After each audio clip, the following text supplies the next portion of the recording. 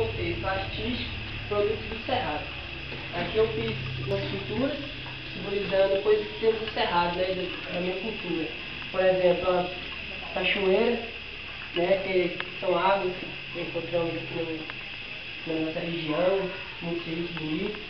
Né? Temos a flor do Cerrado também, e se não me engano, acho que o nome dela é Poliana.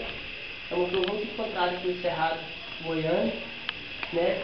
Temos fiz esse desenho aqui também que tem vários significados, né? Além de plantas, que eu fiz em questão assim de benzimento, né? Que é uma coisa que a gente usa muito quando é criança, até animal a gente leva para benzer, né? Quando está com quebrante, olho ruim, né? Esse negócio.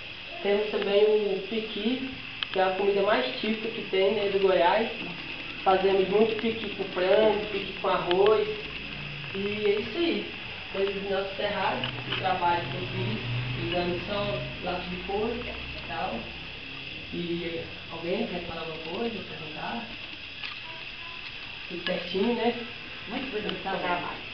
Aí, pedi para nossa cineasta, né? Filmar direitinho aqui.